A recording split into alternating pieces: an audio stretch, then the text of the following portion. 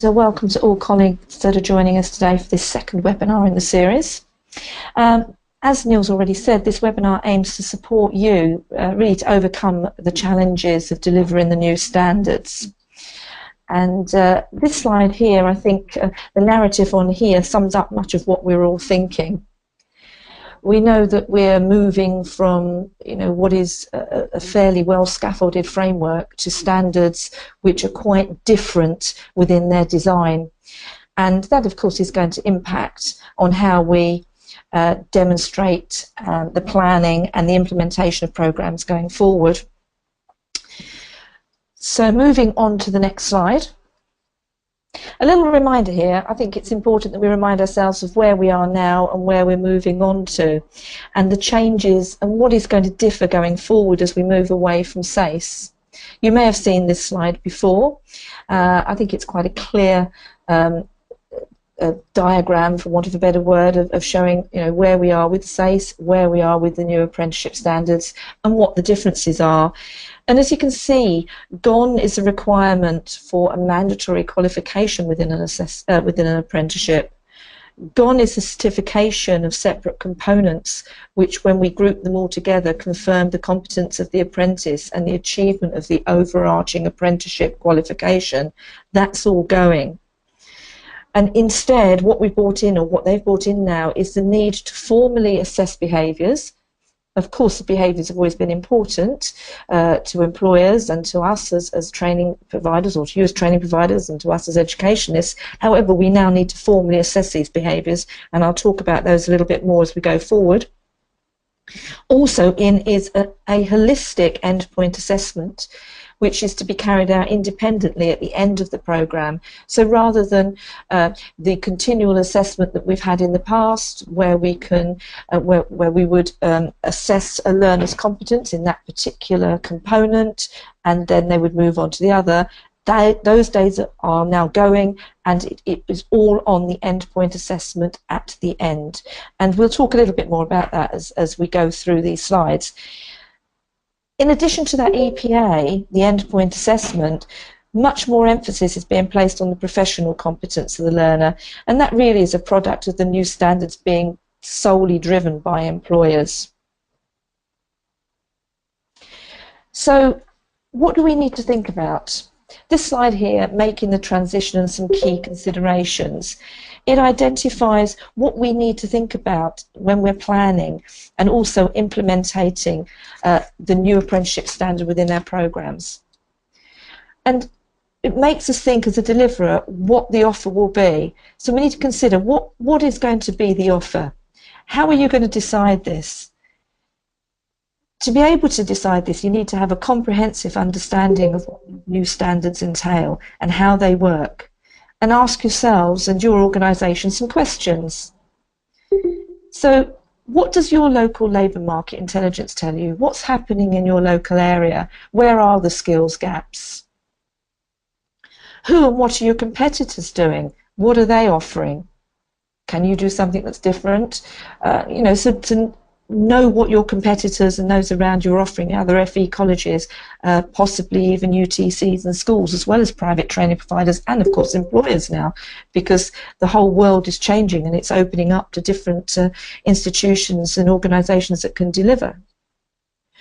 What have you already got in your offer? You may have programmes that you're already delivering that map across to the new standards.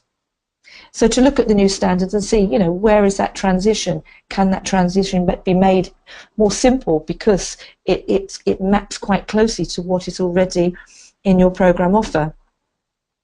Another important aspect is to consider your staff and your teams. Are they briefed? Are they up to speed with the new world? Have they got the skills to deliver?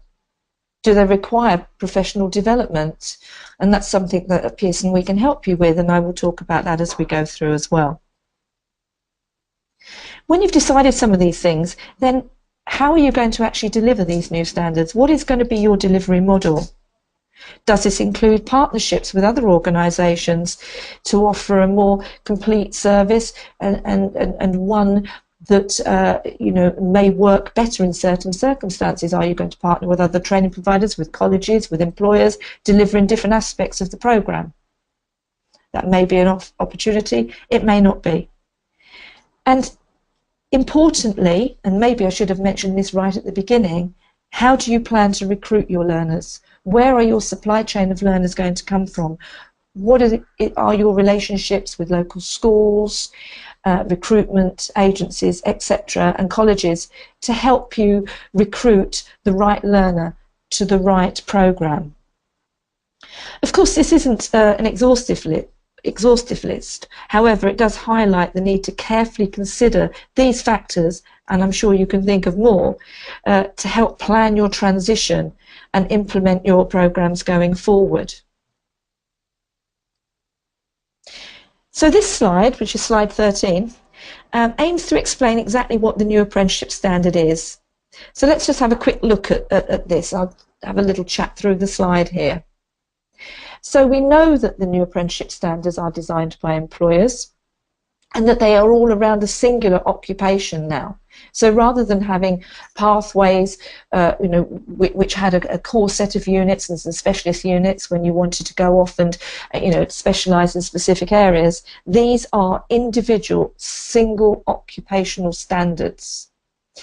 And I mentioned earlier that there's a change in the way they will be assessed. So there's an endpoint assessment which is known as an EPA, and that endpoint assessment should only be accessed when the learner is at the right level and is competent enough to go through what is known as the gateway to access endpoint assessment. And it is that holistic element where that learner will be assessed across a range of competencies that they would have studied or learned during their time on the journey of an apprenticeship that will be assessed at that point. The third bullet point refers to grading. Now, the grading does vary according to the standards. There's not a one grading and one size fits all. It does depend, and sometimes that grading may just be a pass or a fail. In other situations, that grading may be a pass, merit or distinction, but that will be clearly annotated within the assessment standard. So it's really important that you understand that. The assessment, as I said, is holistic, so it will cover all of the theory, the underpinning knowledge, and all of the application that the learner would have covered during their journey on the programme. I've already said there's no formal requirement for qualifications. We're finding that some trailblazer employer groups favour qualifications within their apprenticeship standards when others do not. However, we at Pearson, we are looking to have an option of a qualification should you wish to include that. So even if it isn't part of the formal standard, there may well be a qualification that Pearson offers that you may want to include within your apprenticeship, and that's perfectly fine, and it's another certification for your learner as well. And it will also help you to manage your programme and your curriculum design. It says here about mastery mechanism, a single approach to assessment against a standard. What that means is that when every assessment standard was written by the Trailblazer Employers Group, it was signed off, as it was then by BIS, to say that that standard is appropriate and that is how it should be assessed.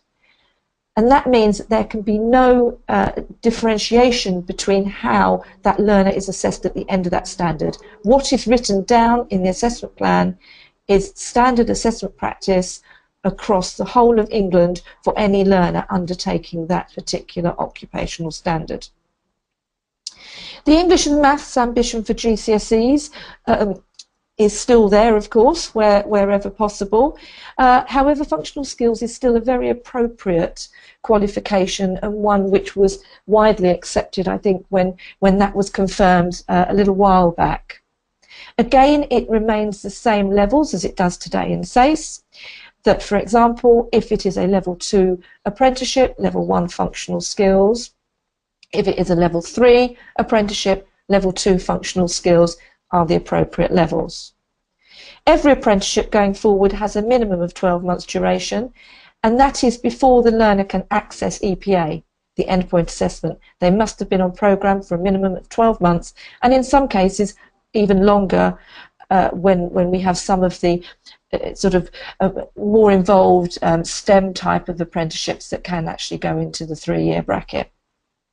20% of off-the-job training is a mandatory requirement of new apprenticeships, which does give that learner the opportunity for more self-study and those more complex areas around maths and English and other knowledge components that need to be delivered.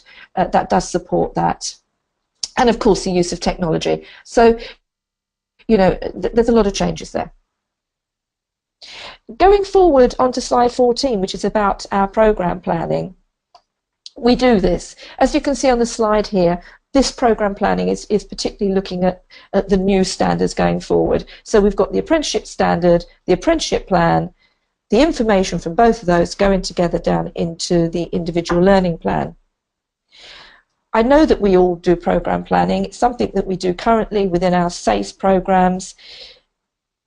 But currently we have a clear structure and a scaffold to use because we are using a qualification, an MVQ to guide the competence part of the delivery, and the knowledge certificate, which could be a BTEC, to give us the scaffold for the delivery around our knowledge. We have a specification for both of those, which we've always used. You know, I can talk from that from experience in the past, to design the curriculum, to deliver the programme and to plan our assessments. However, going forward, because we may not have a qualification within our standard, that scaffold that we've been very used to does no longer exist.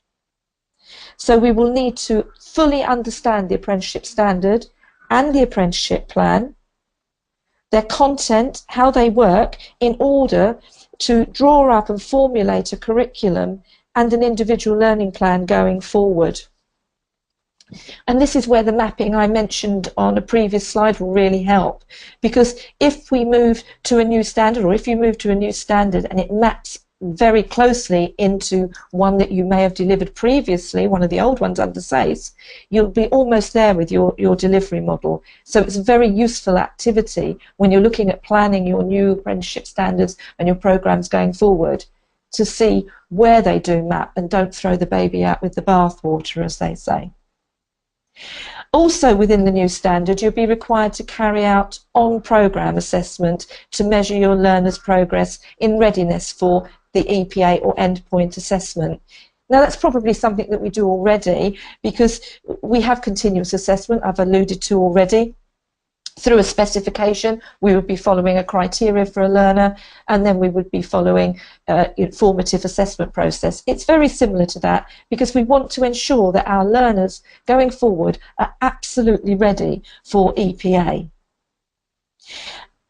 So just to reiterate on that, if it is a total new standard for an occupation that you've not delivered before, then you will really need to fully understand the content of the apprenticeship standard, dissect it and write the curriculum plan, which clearly annotates what the criteria is that the learner needs to prove competence in order to access the gateway to EPA.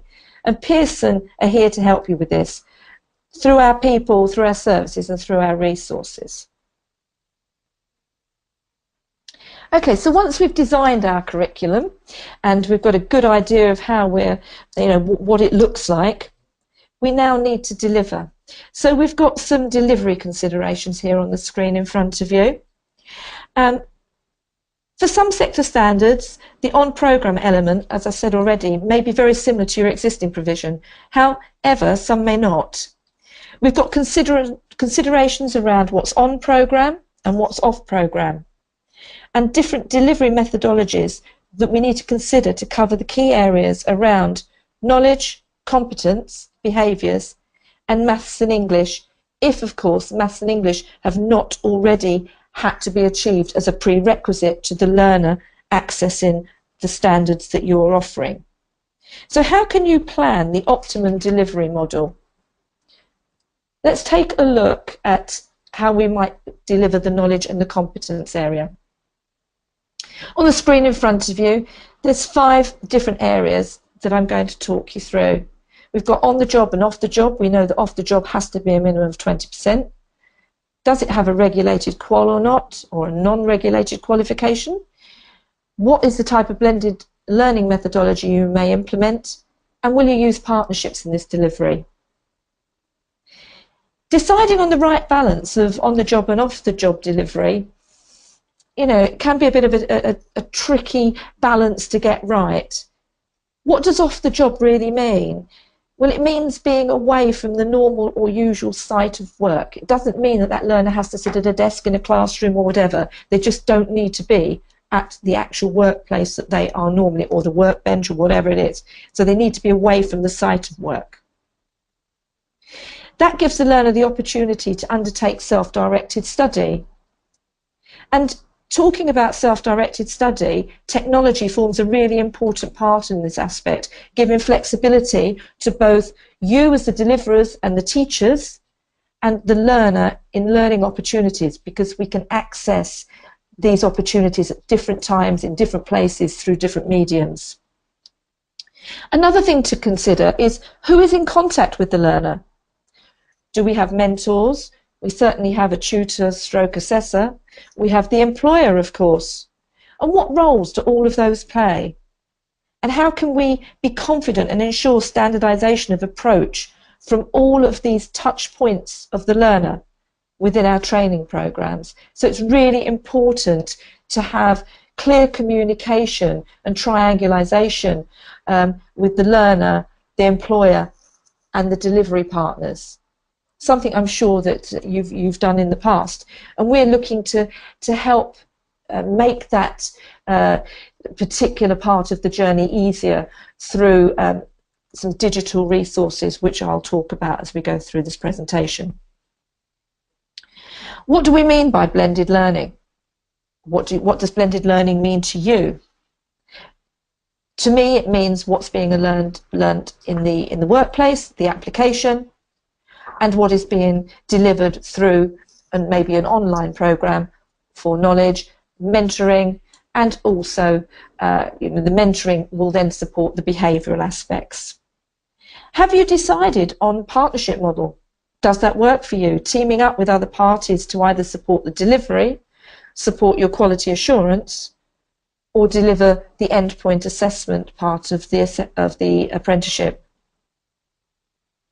Also, does your standard include a qualification or not? And if it does include a qualification, is it a regulated qualification or a non-regulated qualification? All key points that we need to consider. And at Pearson, we have a range of teaching and learning resources to support this, your delivery, your part in assessment, and also for the learner to be able to support their learning journey throughout the whole of the programme. We can support you through our mapping services and our centre support teams. Plus, we can offer professional development training to upskill your staff to ensure the delivery of best practice going forward. I just spoke about on-programme qualifications to support delivery and help shape the curriculum. And just to reiterate that there may not be a formal requirement within the standard for a qualification. However, we at Pearson are mapping where we can and requested to our BTECs to standards. This supports your delivery and it gives the learner an additional qualification for their personal professional portfolio, and also in the, if a learner was unfortunate enough not to be successful within the whole of their apprenticeship program, that they could actually leave with a qualification of some sort. So this slide identifies how both regulated and non-regulated qualifications can be a positive addition to delivering the new standard apprenticeships. So here in the top three, if you look down the side where we have regulated and then we have the three lines, the top one looks at the competence qualification. So that could be a regulated qualification that has a design of units that are linked to the outcomes of standards, NVQs, etc. And will also have skills and behaviours within those and any specialist functions that the standard, the apprenticeship standard commands. And we're designing these in collaboration across sectors. So that's something that we've been talking to Trailblazer employer groups about. Going down to the next one, again, this is around knowledge, and this is if you were to have two separate qualifications, if you like, for one apprenticeship. So the top two lines clearly identify the fact that there is a knowledge component and a competence component, both of which are regulated, that the learner would go all the way through, as you do now with SASE, following the specification, following the formative assessments, and when they get through, the outcome of that would be the gateway to the EPA. Achieving that qualification is not part of EPA, but you would then be confident that your learner was ready for EPA. The third line under the regulated programme offer talks about a combined qualification, because we do know that some employers prefer a combined qualification to two separate. And that works in exactly the same way. And the very bottom line is around non-regulated. And for those of you who are not familiar with Pearson Assured, it's a non-regulated qualification or programme which meets specific and bespoke needs of employers within niche occupations. It is assured under the BTEC brand and it's recognised through our industry. However, it is not a regulated qualification, therefore it is not on the list, but that does not preclude you from being able to deliver it as part of an apprenticeship, and it could be a useful way to demonstrate achievement of knowledge, skills, behaviour, or a specific specialist function within the standards. Attitudes and behaviours. These have always been important, but now we have to formally assess these. We know it's important for the learner or the apprentice to have the right attitude and behaviour. Employers have long complained that it's this specific factor that lets prospective apprentices down. Not having that right attitude, aptitude to work, poor communication skills, lack of common sense, etc., are constantly being flagged up as a problem. Often despite the fact that on paper the learner, in inverted commas, has the academic requisite for the apprenticeship or the job. At Pearson, this is an area we've been developing resources and programs to support for some time now, and this can be very clearly seen across our traineeships, our employability and our apprenticeship programs to date. On this slide, top right, as you look at the screen, you'll see reference to a diagnostic tool called SmArt, which is an online, interactive and very accessible program that we've been working with over a few years now, particularly with our traineeships. And it gives a profile of the learner's resilience, emotional intelligence, etc., and identifies areas of strength of the learner and those that require support. And this helps to tell how the learner is feeling, how the learner responds to different situations. And not only does it tell you as the tutor or the deliverer of this, it tells the learner and it supports the learner through activities to improve in those areas where they need that support. It's proved very successful so far in to make improvements for individuals. And it's also been flagged up by Ofsted, who have said that it's excellent to measure the learner's progress or distance travelled for those aspects of the learner's journey that are not recognised or accredited through formal assessment. Apart from SmArt, we have Talent Lens, which is another sort of psycho-ed test. We've got lots of support and delivery for assessment through our Skilled for Life programs and our framework, and we are building currently a very extensive teaching and learning online digital resource which is accessible by the learners and by the tutors. Moving on to slide 19, Maths and English. This has always been a challenge within a work-based learning programme, and factors include maybe that our trained staff maybe aren't sufficiently trained as we would like them to, or having the confidence, having the sufficient time to deliver off the job, things such as English and Maths, and also having sufficient time off the job for self-study. One of the key things that's always been flagged up about English and Maths as well is how best to contextualise and make it relevant for the learner and make it motivating and interesting and prepare them for assessment. We now have a fantastic new rich feedback service, which has been available, is available as from now, September 2016. And I advise you to go onto our website and have a look at that. We've got our levels of maths and English through our GCE and also through our functional skills, which I've just mentioned to you on an earlier slide. We have a plethora of supporting teaching and learning resources to include Smart Thinking, again, which is digital, Exam Wizard, and a load of functional skills resources. So please take a look at that and make sure that your learner is ready. English and maths must be passed before the learner goes on to EPA. And now I'm going to hand you over to Neil. Just got one question, Cheryl.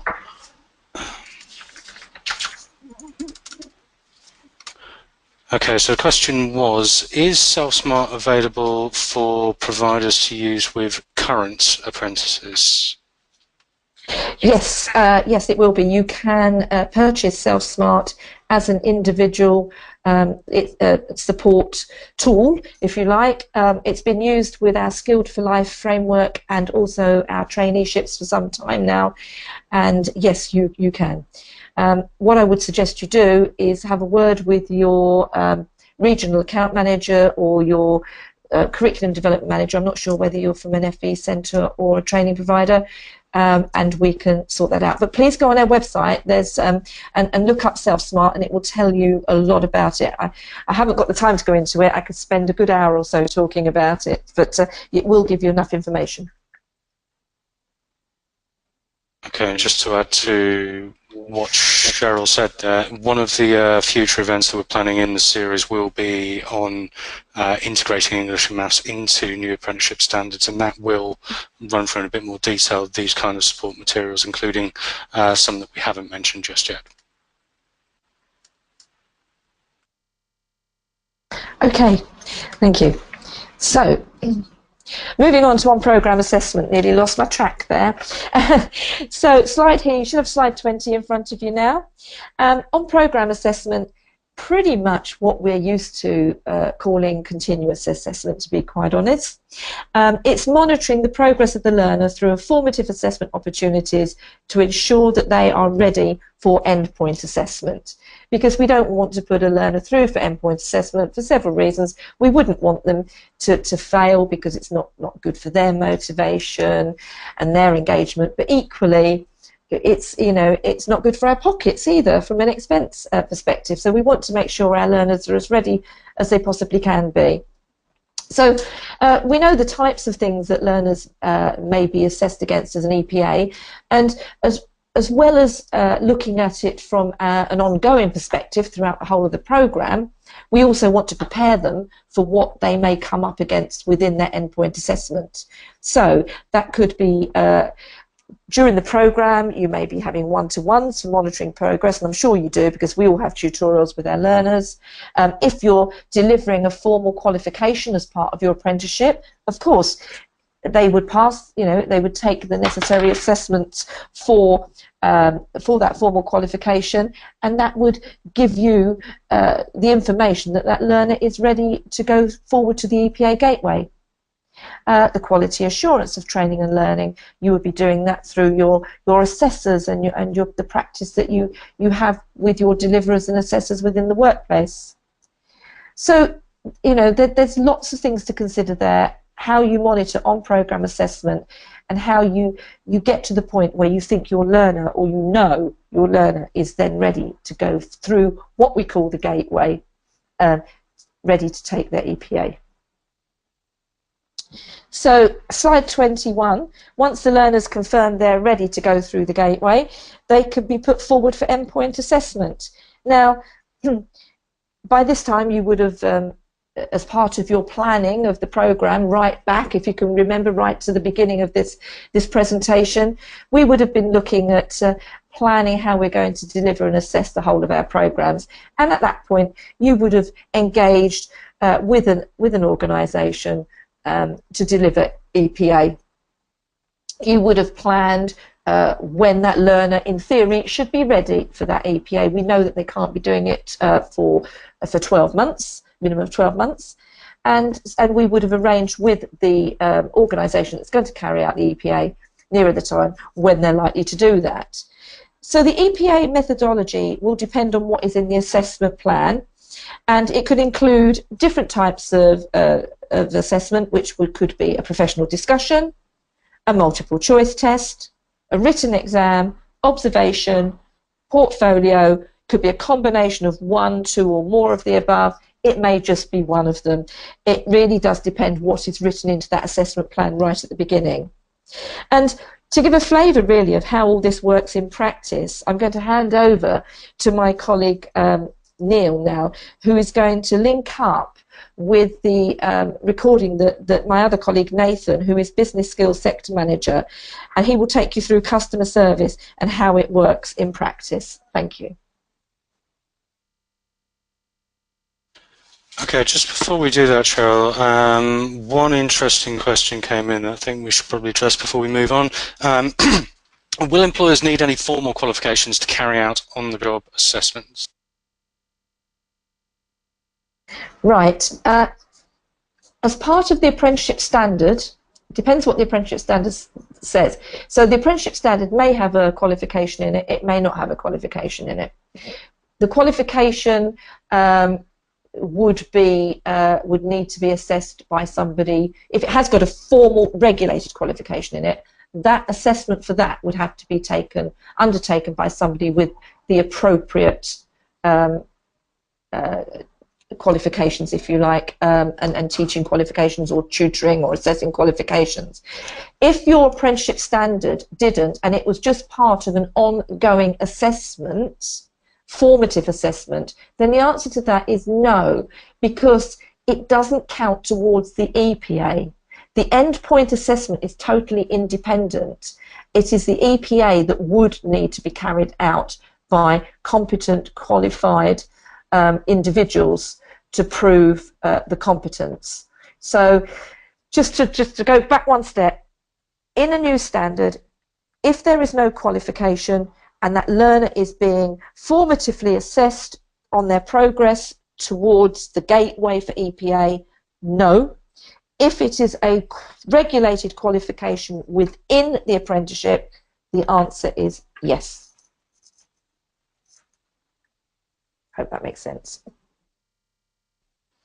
Okay, so one more question. Who is the assessment organisation? Right, the assessment organisation for EPA is whoever you've got the agreement with to carry out and undertake the endpoint assessment. Now, there's been some confusion over communications from SFA, from DFE, BIS, and now the IFA, all these acronyms, the Institute for Apprenticeships, which have finally started to meet and come out with various bits and pieces. And part of what they've come out with now is revaluing, for want of a better word, what the word independence means. Originally, the EPA, the endpoint assessment, had to be undertaken by an independent organisation that had nothing to do with the delivery of the apprenticeship. Okay, so if you are a training provider delivering an apprenticeship, at that point it was saying that as a training provider you could not endpoint assess because you've been involved in the delivery. The same if you were an employer delivering, you could not EPA the programs you have been delivering. Now there is a slight change in that thought, because I think there's been a lot of rallying around by employers saying, well, surely we're the employers, we're the best people to be able to say whether that person's competent or not. So they've moved the goalpost slightly, that it doesn't have to be a totally separate organisation going forward, but you must demonstrate that there is no conflict of interest between the delivery side of the apprenticeship and the assessment, the EPA, the endpoint assessment side of the apprenticeship. There has to be a Chinese wall between the two if it is going to be undertaken by the same organisation. So that's what we mean by assessment organisation. It has to be an assessment organisation that is on the register of apprenticeship organisations. There is a register for apprenticeship assessment organisations, which is controlled by the SFA. Any organisation that wants to carry out EPA has to go through a PQQ and submission to RAW, as we call it, RAAO, and to put your application in, which looks at capability, capacity, etc., quality assurance, to see whether you qualify for being on the register. If you are on the register and you're approved as an EPA assessment organisation, then you are for that standard. So there's quite a lot of hoops to go through, and I'm sorry that was probably a bit of a complicated way of answering it, but hopefully it made some form of sense.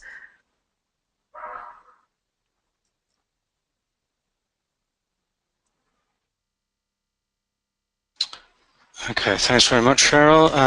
We'll just pause for 30 seconds or so just to see if any more questions come in before we move on to Nathan's segment.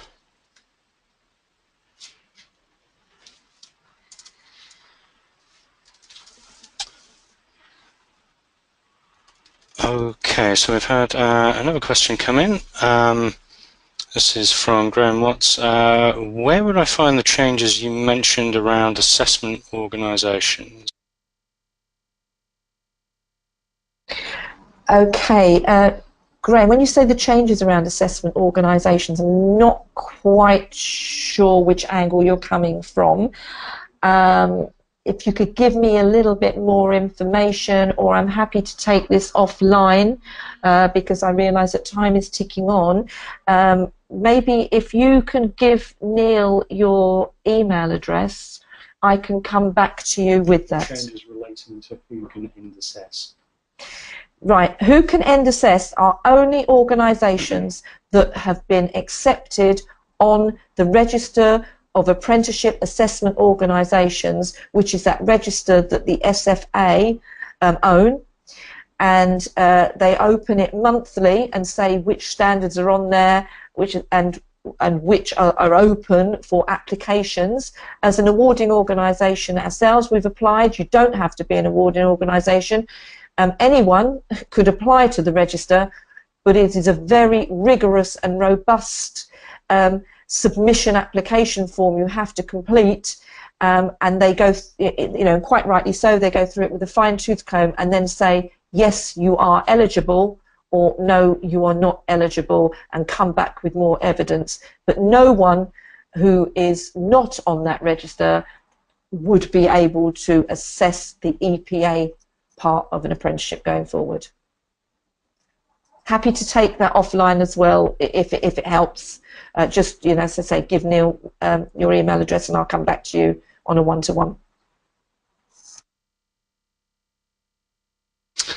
Okay, so just before we go into our colleague Nathan Cookson's segment, because I'm aware that some of you may have some difficulties hearing the audio of that segment and may have to drop off in order to watch it on your own machine. I just wanted to draw your attention to the next two events that we've got coming up. Event number 3, the date of which has been changed to the 5th of October. It's been rescheduled from next week in order to ensure that we can get our guest presenters in the room all at the same time. That one's going to focus on targeting and winning employer clients. So it's going to look at the commercial and business model considerations of these changes.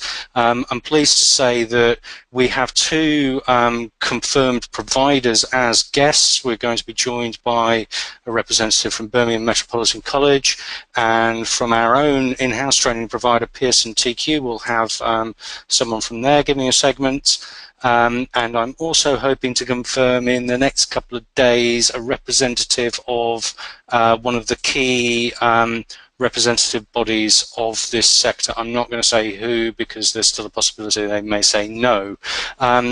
There are still a few spaces for that one, so if that's of interest to you, please do register today. The day before, confusingly, number 4 will run. That one's going to be led by by our head of funding, Sian Owen.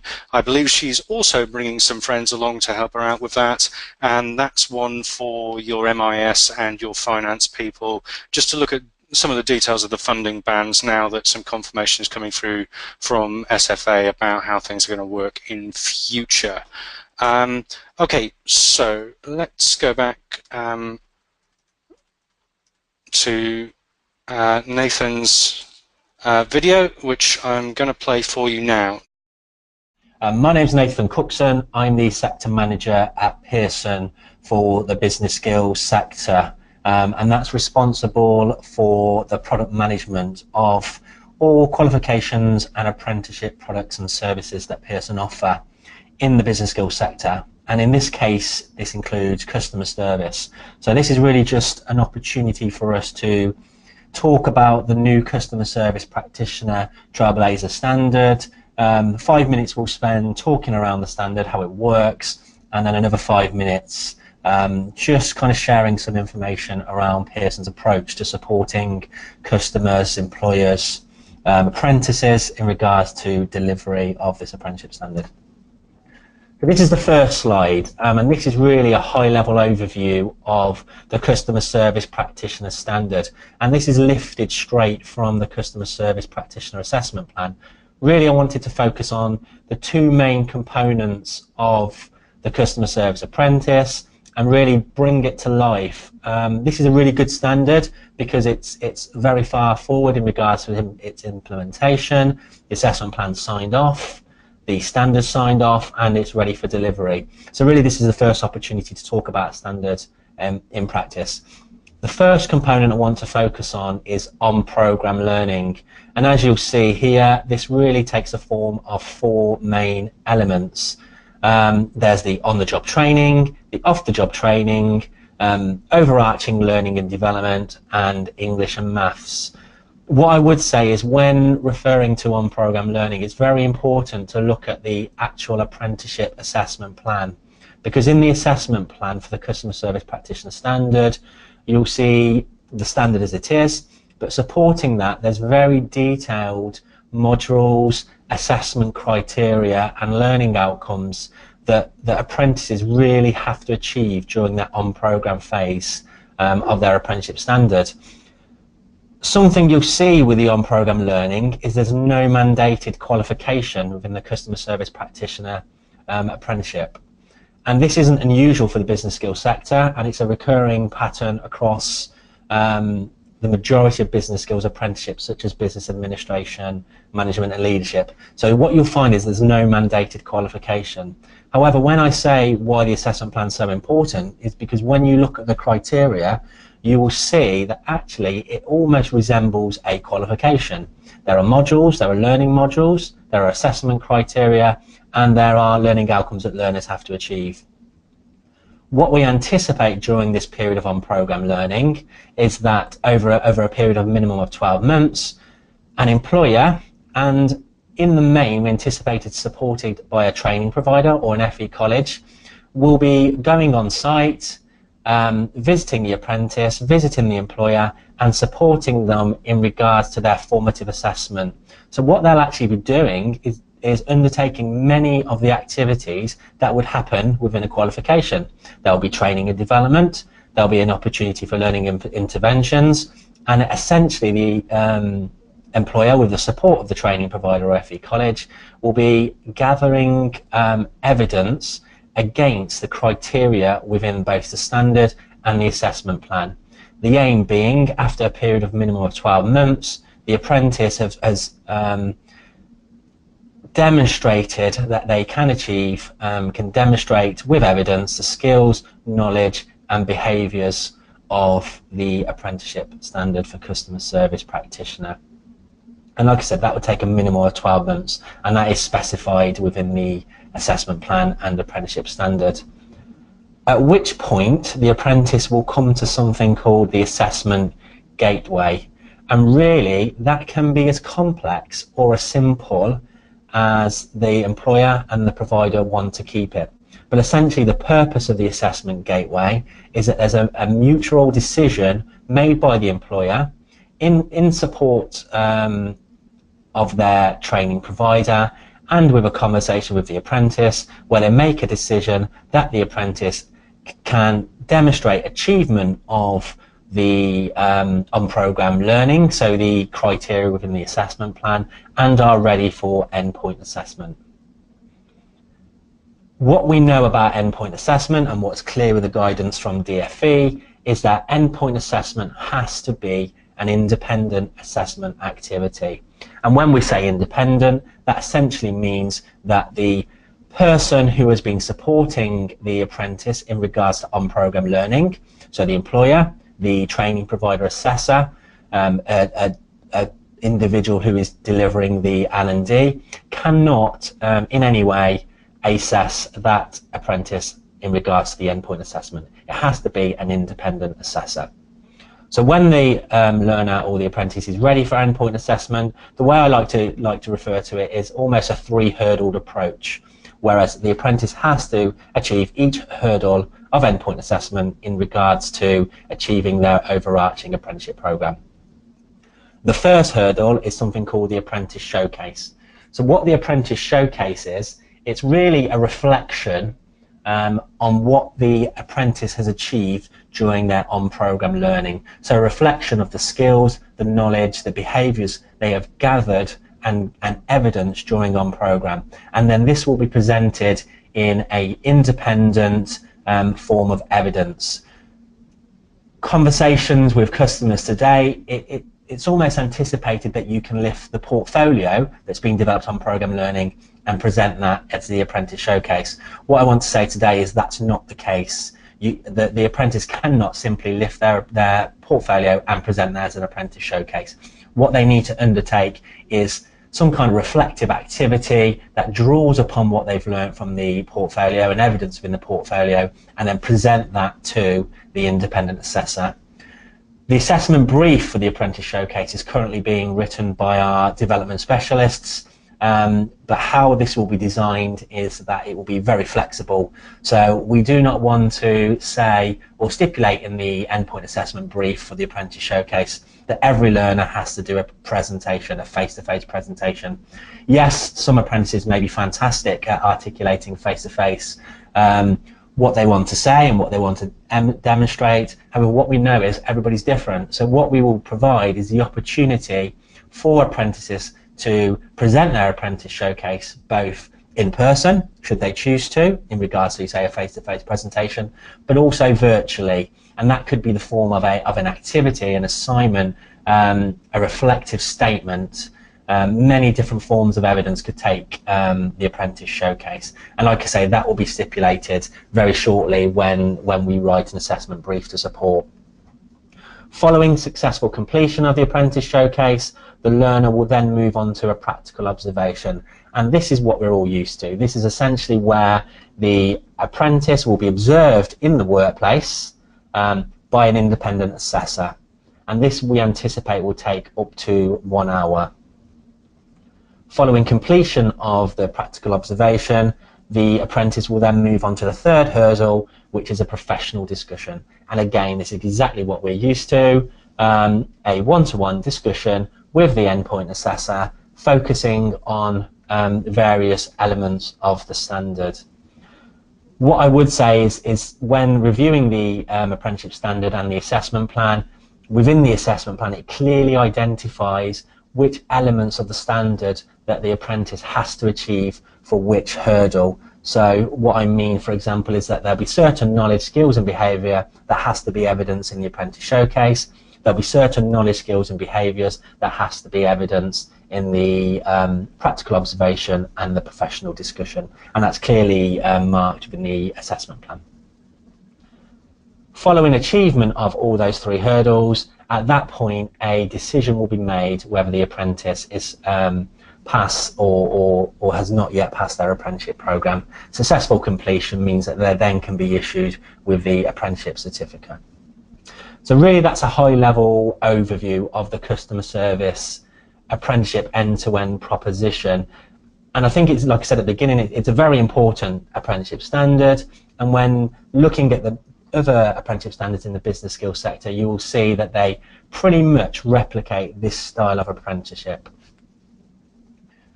So that's great, actually. All in all, that explains the end-to-end process. But what I also want to share is actually how Pearson as an organisation can support your employers, can support you as a training provider or FE college, and can support your apprentice in achieving the customer service practitioner apprenticeship standard. And what we've designed is a number of different products and services that you can acquire from Pearson in regards to supporting you. It's essentially, as it says in the top, it's a complete solution that you can pick and choose elements of our service proposition that you may want to deliver to your apprentice. So what I'm going to do is start on the furthest left honeycomb and essentially go clockwise as we talk around each proposition. So the first one being endpoint assessment. And it says in the slide, this is a full end-to-end apprenticeship endpoint assessment service that Pearson will offer. So what I mean by that is that on the Register of Apprenticeship Assessment Organisations, Pearson will be submitting our application very shortly to become a registered endpoint assessment organisation for this standard. And what that will mean is that you have the choice, and your employers have the choice, to acquire from Pearson a full independent endpoint assessment service. An example of what this will look like is that Pearson, we will recruit an identified endpoint assessor who will then support your apprentice in regards to delivering that endpoint assessment. That's one very basic solution to endpoint assessment. The second solution to endpoint assessment, and it's something that initial discussions are taking place in Pearson at the moment, is actually looking at how, as an awarding organisation, as an endpoint assessment organisation, we can work closer in partnership to deliver endpoint assessment. So how can Pearson work in partnership with colleges, with training providers to deliver endpoint assessment? And what I mean by that is actually whether there's an opportunity for Pearson to be the overarching endpoint assessment organisation, but almost, I don't want to say subcontract, what I want to say is approve organisations to deliver the endpoint assessment services on our behalf. Moving on, it's then accredited qualifications and certification. As I mentioned in the previous slide, there is no mandated qualification in the customer service practitioner standard. However, we'll be offering two solutions here. The first solution is that we will be mapping the existing level 2 diploma in customer service to the apprenticeship standard, so that should you decide to, there'll be opportunities to use the qualification to identify how the apprenticeship standard can be achieved. So essentially how the customer service diploma can be used as a vehicle for the apprentice to gather that formative evidence to demonstrate that they are on track to achieve the skills, knowledge and behaviours within the apprenticeship standard. At the same time, as a result of undertaking the qualification, there is an accredited qualification that supports the overarching standard. We think it's important, based on our conversations with customers, based on our research, that initially we focus on the existing level 2 diploma, which really has only been live for 2 years and isn't quite mature yet as a qualification. So we feel maintaining that consistency in regards to using existing qualification is a better approach, as opposed to designing a brand new qualification that mirrors the customer service practitioner standard. The second element to this honeycomb slide, accredited qualification and certification, is that what Pearson will be designing is actually also a BTEC specialist qualification that mirrors the endpoint assessment criteria. The benefit of this is that any apprentice undertaking their endpoint assessment through Pearson as an endpoint assessment body will also achieve a BTEC specialist qualification. So it's almost dual awarding the apprenticeship. A successful learner will end up with their apprenticeship certification, but at the same time they'll also end up with a BTEC specialist, essentially adding value and kudos to the achievement of the apprenticeship standard. The next honeycomb, assessment support. Much of our research with employers, providers and colleges has identified actually that something called pass first time is crucial. When I say pass first time, obviously nobody can guarantee that apprentice is going to pass endpoint assessment first time, but what we can do is support you in best preparing your apprentice for the assessment. And what I mean there is that Pearson will be designing a range of creative, exciting assessment support tools that you can use during the end of your on-program phase to really best prepare the apprentice for their endpoint assessment. So that will include things such as videos around best practice of observations, how to prepare for a professional discussion. What we know is that a prepared and a confident apprentice going into endpoint assessment is likely to result in an outcome that is a positive, and as we say, hopefully pass first time. Then going on to the Trailblazer toolkit, what we will be designing, very similar to a specification, is a non-program and endpoint assessment toolkit that really articulates the apprenticeship standard. So it will offer amplification around the skills, knowledge and behaviours in the standards. So really identifying the types of evidence, the types of activities that an apprentice could be undertaking to demonstrate that they're achieving or on track to achieving their knowledge, skills and behaviours. Moving on to the endpoint assessment toolkit, this is where we will articulate the requirements of endpoint assessment and also supply providers, colleges and employers with the endpoint assessment briefs. And what I mean by the briefs is the evidence activities, the assessment activities that we would expect a learner to be undertaking. This is particularly important for the apprentice showcase. The second two honeycombs, English and Maths and bundles, is really kind of self-explanatory. As an awarding organisation, Pearson, we offer both English and Maths functional skills and English and Maths GCSE. And what we will do is we will bundle these registrations to English and Maths within our overarching customer service endpoint solution. And what I mean by bundle is there'll be an opportunity to, via a one-click registration, to acquire endpoint assessment services, to acquire the qualification, to acquire English and Maths in one click. Alternatively, there'll be the opportunity to register for each of these products individually, essentially streamlining the administrative processes at your end in regards to managing the endpoint assessment for your apprentice. Going then to the top right, rich feedback. And this is something we've implemented recently with our functional skills offer. What we know is critical with apprenticeships is that fabulous if an apprentice passes first time. However, for those apprentices who do not pass first time, we want to offer enhanced rich feedback. So identify those areas of the standards where the apprentice is excelling and those areas of the standard where further development is required, so that you as a training provider, as an employer or a college, can focus on those particular areas of standards that needs remedial action. New apprenticeship standard implementation and events.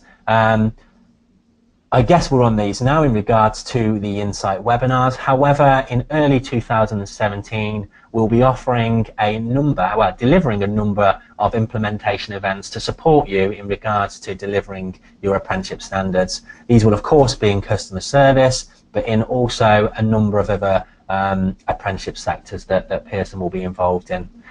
Finally, the last part of the offer is digital learning resources.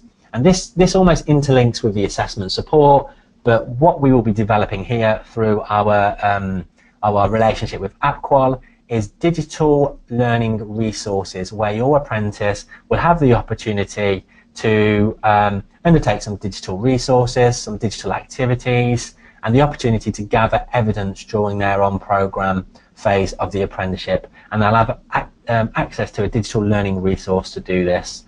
And as these resources become available, we will slowly roll these out for customers. So that, in summary, at a high level, is an overview of Pearson's complete solution to support you as an employer, to support you as a training provider, to support you as a FE college, and ultimately to support your apprentice in regards to helping them achieve their customer service practitioner standard. And now I'm going to hand back to Neil and Cheryl. Please do feel free to ask any questions at the end of this Apprenticeship Insight webinar. Thank you. So that was our Customer Services and Business Skills Sector Manager, Nathan Cookson, giving a rundown on one of the standards that's furthest advanced into its development. So at this point we're back with Cheryl, if you'd just like to run through the final few slides.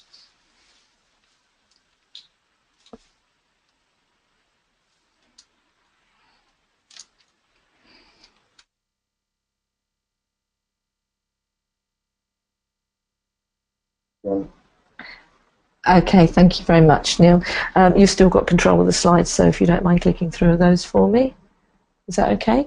Right, that was really interesting from Nathan, and really I would just like to reiterate that much of our solutions and support that you can see on the slide in front of you, slide 25, it really reflects what Nathan was talking about, and that we can, or we are, as Pearson, replicating that honeycomb offer that Nathan went through for customer service across other standards, other sectors, etc. Because we, as Nathan alluded to, we have carried out extensive research with employers, with providers, with colleges, etc.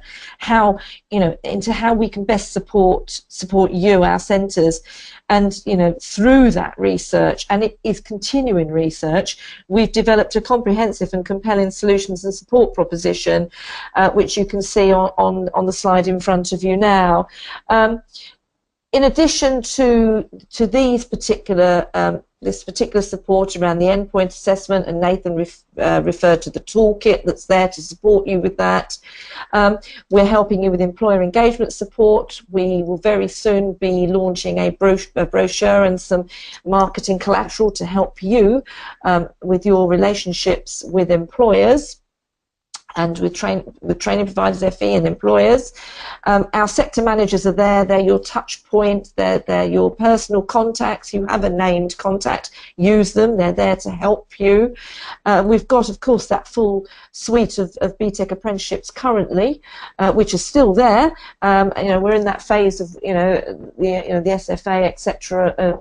Through the SASE withdrawals, but there's still many sitting there, and we still got those. And also, of course, we've got our BTEC qualifications that Nathan referred to, which of course he's using within the customer service suite, and we have had indication from quite a few of the Trailblazer employer groups that they really do value including a BTEC qualification to support their delivery. We've got the tailored traineeships there, which is on bullet 5, which will help any learners that maybe aren't quite ready for that apprenticeship yet and just need that little sort of step up, if you like. And the last bullet point there around sector forums and road shows that we have. Of course, we have this series of Insight webinars currently, and please look out, because there'll be information coming out and winging its way to you over the next few weeks to tell you about some of our launch events that we'll be running very early in 2017, and I'm sure Neil may allude to those before we leave you today. In addition to what you see on your slide here, we've got a lot of learning resources and teaching resources of a digital nature, which we will be advertising on our website very soon and giving you more information. They're currently in development, and they will be there to support your delivery and your learners' learning very early in 2017. Next slide, please, Neil. Thank you. And the final slide we have here. So a bit of a summary slide, really. Are you ready for liftoff? It says preparing for liftoff, and you can see 6 stages on there, and I think we've pretty much covered those throughout this webinar today. If you follow these 6 steps and implement your program, and Pearson will support you, then you're definitely ready for your organisation and learners to take this journey, which is the new Apprenticeship Standards.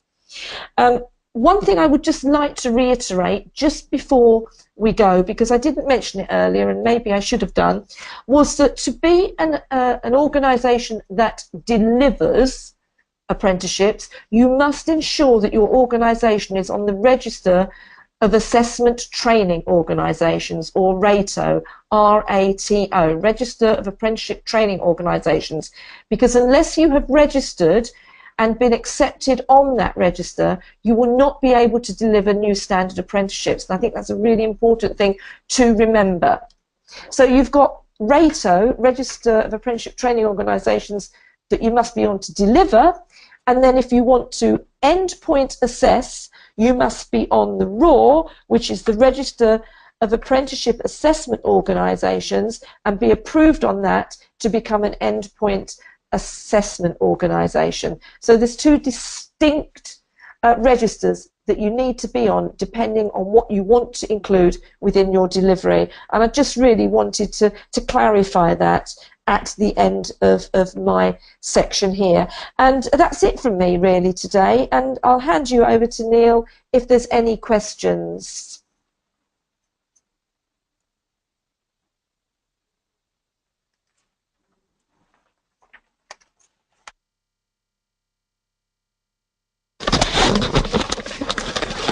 Okay, ladies and gentlemen, so that's the end of our programme content for today. We've overrun slightly. Thank you for bearing with us. That overrun's largely due to the technical difficulties with one of our presenters not being here and us having to virtually zoom him in. Cheryl, there was one question that came in while the video was playing, which I don't think we've addressed yet, and that was around whether or not the training provider prescribes the level of formative on-programme assessment required. Right, so if I've understood that question correctly, Neil, that is, does a training provider decide how much formative assessment is required on programme? The assessment plan will normally apply specifically to the EPA, although it may have some reference to formative assessment. The assessment standard will lay out what the criteria is that the learner has to be competent in order to achieve mastery standard, if you like. Now, unless there is a regulated qualification within the standard, then as far as I understand this, it will be totally up to the training provider as to how much formative assessment they feel they need to carry out, and exactly what that formative assessment will be to confirm that that learner is ready to go through the gateway. I would suggest, very much like Nathan did, we know, if we know our assessment standard, which we must know, we will know what that learner needs to achieve to pass EPA. So that should give a really good guidance to you as the deliverer as to where you should be assessing that learner on that learning journey to make sure that they're in the right place at the right time to be able to be put forward to the gateway.